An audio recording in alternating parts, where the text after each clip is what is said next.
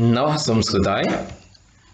बच्चों, आपने बहुत सारे बचपन से ही चुटकुले जोक्स हिंदी या इंग्लिश में सुने होंगे और आज हम पढ़ने वाले हैं हास्य कवि सम्मेलनम कक्षा सप्तमी का पाठ 4, जिसमें हम संस्कृत में जोक्स या चुटकुले सुनेंगे।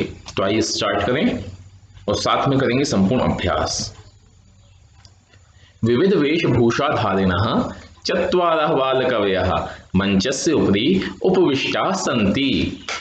अधः श्रोतारः हास्यकविताश्रवणाय उत्सुकाः सन्ति, कोलाहलं च कुर्वन्ति। यानी बहुत सारे विविध वेशभूषाधारी रंग बिरंगे वेशभूषा पहने हुए 4 बाल कवि मंच के ऊपर बैठे हुए हैं और नीचे श्रोतारः यानी होता है ऑडियंस। तो जो श्रोता हैं वो हास्य कविता सुनने के लिए उत्सुक हैं। कोलाहलम च कुर्वन्ति, और कोलाहल कर रही हैं। कोलाहल मीन्स होता है आवाज करना, चिल्लाना।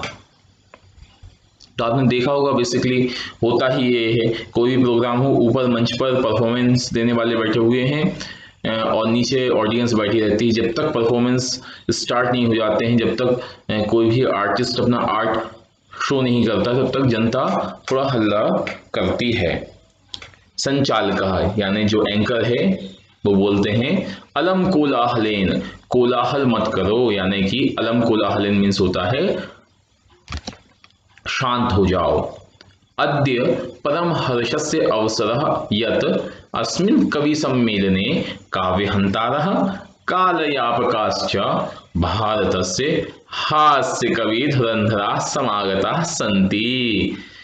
आज बड़े हर्ष का विषय है, हर्ष का अवसर है, यानी खुशी की बात है कि इस कवि सम्मेलन में काव्यहंतारः, काव्य को मारने वाले, काव्य की ऐसी तैसी करने वाले, और कालयापकाश्च यानी समय को व्यर्थ गंवाने वाले, समय का दुरुपयोग करने वाले भारत के हास्य कवि धुरंधर यहाँ आए हुए हैं।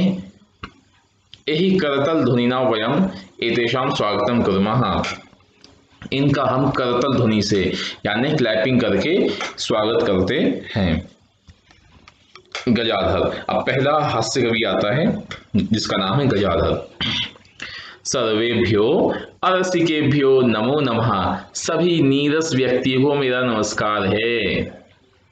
प्रथमं तावत् अहम आधुनिकं वैद्यम उद्देश्य स्वकीयं काव्यम श्रावयामि, सबसे पहले मैं आधुनिक वैज्ञ यानी जो मॉडर्न डॉक्टर हैं, मॉडर्न चिकित्सक हैं, उनको उद्देश्य करके, मतलब उनको टारगेट करके अपना काव्य सुना रहा हूं।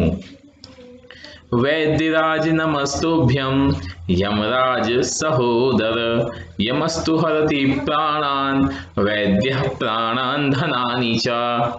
वैद्यराज नमस्तुभ्यं यानी ओ डॉक्टर, आपको नमस्कार है। यमराज सहोदर, आप तो साक्षात यमराज के सगे भाई हैं। यमस्तु हरति प्राणान वैद्य प्राणान धनानि च, जो यमराज होते हैं यानी मृत्यु के देवता जो हैं, वो तो कम से कम प्राण ही हरते हैं, यानी व्यक्ति के प्राण ही छीनते हैं। आप तो यानी डॉक्टर, आप तो प्राण भी ले लेते हो और धन भी ले लेते हो, यानी यमराज के आप सगे भाई हो, क्योंकि यमराज जो है वो कम से कम लोगों की जान ही लेता है। आप जान भी ले लेते हो और धन भी छीन लेते हो, पैसे भी छीन लेते हो। सर्वे उच्चैः हसन्ति, सभी लोग जोर जोर से हंसने लग जाते हैं। चलिए कालांतक, अब जो है कालांतक आता है। अरे वैद्यास्तु सर्वत्र परंतु न ते मादृशाः कुशलाः जनसंख्या निवारणे। अरे भैया, जो वैद्य होते हैं वो जनसंख्या निवारण में उनसे एक्सपर्ट कोई नहीं होता है। आप लोगों ने सुना होगा ना कि पॉपुलेशन इतनी जनता बढ़ती जा रही है, इंडिया की भी और पूरे विश्व की भी, कि संसाधन कम होते जा रहे हैं और जनता बहुत ज्यादा बढ़ती जा रही है। तो कालांतक ने बोला कि जो वैद्य होते हैं, जो डॉक्टर्स होते हैं, बहुत ही एक्सपर्ट होते हैं जनसंख्या को कम करने में। ममापि काव्यम इदम श्रवन्तु भवन्तः, मेरा भी आप लोग एक काव्य सुनिए। चितां प्रज्वलितां दृष्ट्वा वैद्यो विस्मयमागतः, नाहं गतो न मे भ्राता कस्येदं हस्तलाघवम्। चितां प्रज्वलितां दृष्ट्वा वैद्यो विस्मयमागतः, यानी चिता को जलती हुई देखकर वैद्य को आश्चर्य हो गया। जो डॉक्टर था वो कहीं से जा रहा होगा, किसी शमशान से, या जहाँ पे चिता जल रही थी। चिता मीन्स जब व्यक्ति की डेड बॉडी जलाई जाती है तो उसको हम चिता बोलते हैं। तो उस चिता को जलती हुई देखकर वैद्य यानी डॉक्टर आश्चर्य में पड़ गया, उसको आश्चर्य हो गया। क्या? नाहं गतो न मे भ्राता कस्येदं हस्तलाघवम। अरे भाई, इस व्यक्ति के पास ना तो मैं गया हूं और ना ही मेरा भाई। अब यमराज का भाई कौन हुआ? वैद्य का भाई कौन हुआ? यमराज। तो ना तो मैं गया हूं, वैद्य ने बोला कि ना तो मैं गया हूं, ना ही मेरा भाई यानी कि यमराज गया हुआ है, आसपास दिखाई दे रहा है। कस्येदं हस्तलाघवम, तो फिर ये किसके हाथ की सफाई है? यानी वैद्य ने ये सोचा कि दो ही लोग मार सकते हैं व्यक्ति को, या तो यमराज प्राण छीनता है, या फिर मैं पैसे भी छीन लेता हूँ, धन भी छीन लेता हूँ, प्राण भी छीन लेता हूँ। लेकिन ये व्यक्ति ना तो मेरे पास आया, ना ही इसके आसपास कोई भी यमराज दिखाई दे रहा है। तो आखिर किसके हाथ की सफाई है कि ये मर गया? सर्वे पुनः हसन्ति, सभी लोग फिर हंसने लग जाते हैं। तुंदिलः, अब तीसरा वाल कवि आता है जिसका नाम क्या है? तुंदिल। तुंदस्य उपरि हस्तम आवर्तयन, अपनी तुंद के ऊपर, तुंद मीन्स होता है तोंद, तोंद यानी होता है जब पेट बाहर निकल जाता है, तो जो बाहर पेट निकलता है उसको हम बोलते हैं तोंद। तो तोंद के ऊपर, अपने पेट के ऊपर हाथ फेरता हुआ बोलता है, तुंदिलो हम भो मापीदम काव्यम श्रूयताम जीवने धारिताम चा। अरे मैं तुंदिल हूँ, यानी मैं मोटू हूँ, मैं पेटू हूँ, मेरा भी आप लोग काव्य सुनो और जीवन में अपनाओ। परान्नम प्राप्य दुर्बुद्धे मां शरीरे दयाम कुरु।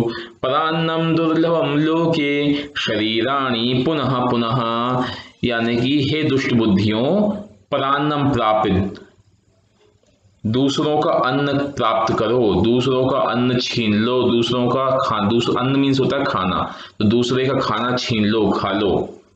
माँ शरीरे दयाम करो, अपने शरीर पे दया मत करो बिल्कुल भी। परान्नम दुर्लभम लोके शरीराणि पुनः पुनः, ये दूसरों का खाना बहुत ही दुर्लभ होता है, यानी बहुत मुश्किल से मिल पाता है कि दूसरा व्यक्ति आपको दे रहा है या दे नहीं रहा तो आपको छीनने के लिए मिल रहा है, ये बहुत ही मुश्किल से काम हो पाता है। शरीर का क्या है? शरीर तो पुनः पुनः, शरीर तो है फिर से मिल जाएगा, अगला जन्म फिर हो जाएगा, फिर अगला जन्म हो जाएगा, तो शरीर तो मिलता रहेगा, लेकिन दूसरे का खाना नहीं मिलेगा, इसलिए जहां मिले छीन के खा लो। सर्वे पुनः अट्टहासम कुर्वन्ति, सभी लोग जोर जोर से हंसने लग जाते हैं। अब चार्वाक आता है। चार्वाक बोलता है, आम आम, हाँ हाँ, शरीर से पोषणम सर्वथा उचितमेव, शरीर का जो पोषण है यानी शरीर का जो उसको हेल्दी बनाना बहुत ही आवश्यक है, उचित है। यदि धनम नास्ति तदा ऋणम कृत्वापि पौष्टिकः पदार्थः एव भोक्तव्यः। तथा कथयति चार्वाक कवि, यदि आपके पास धन नहीं है तो भी आप ऋण लेकर, उधार लेकर पौष्टिक पदार्थ का सेवन करो, लेकिन पौष्टिक पदार्थ यानी हेल्दी फूड्स जरूर खाओ।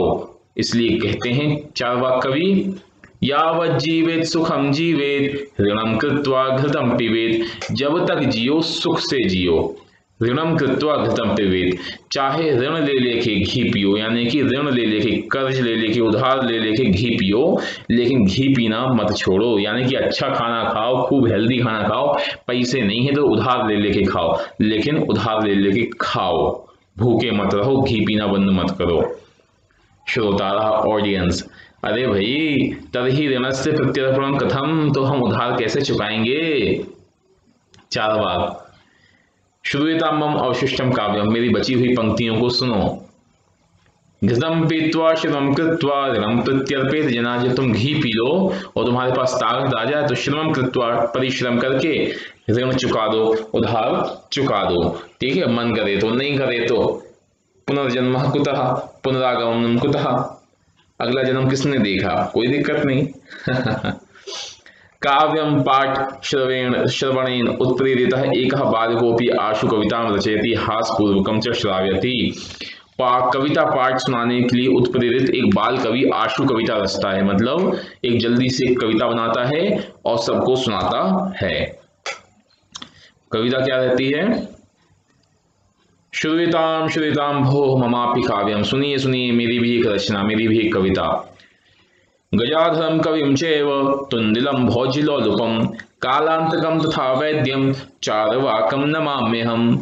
गजाधर कवि को तुंदिल मतलब तोंदू व्यक्ति जिसको खाने की खूब लालसा रहती है, कालांतक यानी टाइम को वेस्ट करने वाला जो अभी आया था जिसने वैद्य के बारे में भी बताया था, और चारवाक कवि को मैं नमस्कार करता हूँ। ऐसे महान लोग जो हैं जिन्होंने कुछ भी शिक्षाएं दी हैं, हंसा दिया हम सब के लिए, हम सबको नमस्कार करते हैं।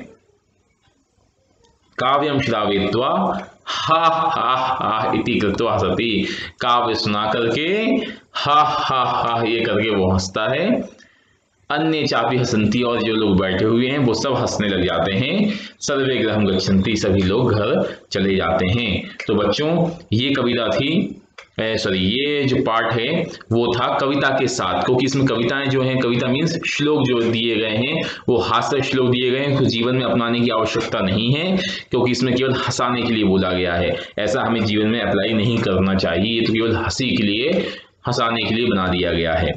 ठीक है, तो इसके जो प्रश्नोत्तर हैं आपने देखा होगा बीच बीच में ये रेड कलर का हाईलाइट किया गया है कहीं कहीं पर, ये सब के सब क्वेश्चन के आंसर हैं। तो आपको टास्क दिया गया है, आप प्रश्न पढ़ें और इसमें से जहां जहां रेड वर्ड हैं उनमें छांट कर लिखें, क्योंकि ये सबके आंसर दिए गए हैं, बस आपको लिखना है। अगली एक्सरसाइज है वाक्य निर्माण। ठीक है, वृक्षस्य खगा वसंती, वृक्ष के कहां पर पक्षी बैठे रहते हैं? ऊपरी। अलम विवादेन मतलब विवाद मत करो, जैसे अभी एक वर्ड आया था ना अलम कोलाहल यानी हल्ला मत करो, उसी प्रकार अलम विवादेन यानी कि विवाद ना करो। वर्षा काल में बाहर मत जाओ, मंच के नीचे श्रोता बैठे हैं, बालक विद्यालय के अंदर प्रवेश करते हैं।